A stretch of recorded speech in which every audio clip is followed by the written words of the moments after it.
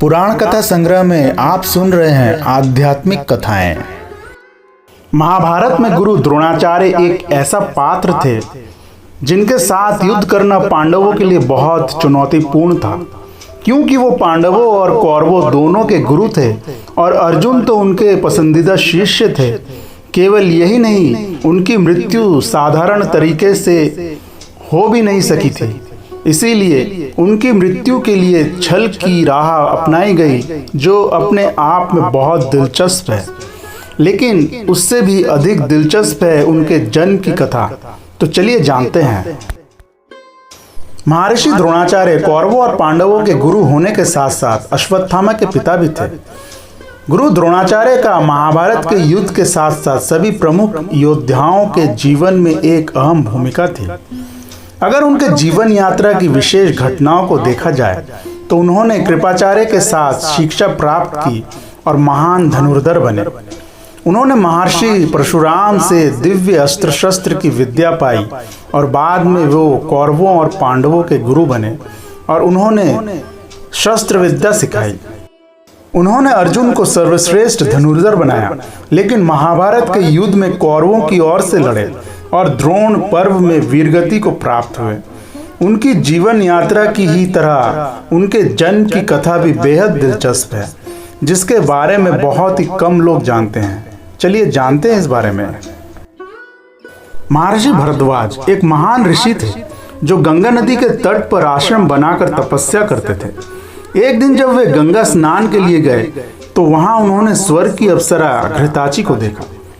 अप्सरा को देखकर महर्षि भरद्वाज के मन में अनजाने में काम भाव उत्पन्न हो गया और उनके शरीर से वीर्य स्खलित हो गया। उन्होंने तुरंत अपने कमंडलू अर्थात पात्र में उस वीर्य को एकत्र कर लिया।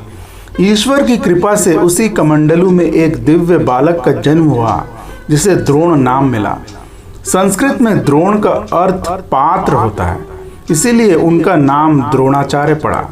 इस तरह से महर्षि द्रोण का जन्म किसी स्त्री के गर्भ से नहीं बल्कि एक पात्र में हुआ था, जो एक अनोखी बात है। द्रोणाचार्य का विवाह कृपाचार्य की बहन कृपि से हुआ था, जिससे उन्हें अश्वत्थामा नामक बलशाली और अमर पुत्र की प्राप्ति हुई। हालांकि अश्वत्थामा को अमरता का श्राप भगवान श्री कृष्ण से मिला था। महाभारत के युद्ध में अपने कर्तव्यों से बंधे होने के कारण द्रोणाचार्य ने कौरवों की तरफ से युद्ध लड़ा। पांडव जानते थे कि उनके गुरु द्रोणाचार्य को युद्ध में परास्त करना एक बड़ी चुनौती होगी। इसीलिए उन्होंने छल करते हुए महाभारत युद्ध के दौरान एक अश्वत्थामा नामक हाथी को मार डाला और जोर जोर से कहने लगे कि मैंने अश्वत्थामा को मार दिया। जब द्रोण ने इस बात की पुष्टि युधिष्ठिर से की तो युधिष्ठिर ने कहा कि अश्वत्थामा मर चुका है। युधिष्ठिर की बात सुनते ही द्रोण शोक करने लगे और अपने रथ से उतरकर जमीन पर बैठ गए। इस मौके का फायदा उठाते हुए पांडव सेना के सेनापति धृष्टद्युम्न ने द्रोणाचार्य की हत्या कर दी। अगर आपको यह कथा अच्छी लगी हो तो लाइक और शेयर जरूर करें, ताकि यह ज्ञान और भी लोगों तक पहुंचे। आपकी राय हमारे लिए बहुत महत्वपूर्ण है।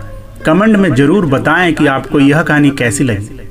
फिर मिलेंगे एक नए दिलचस्प और ज्ञानवर्धक पुराण कथा के साथ। पुराण कथा संग्रह पर आपकी अपनी आध्यात्मिक यात्रा जारी रहे। धन्यवाद।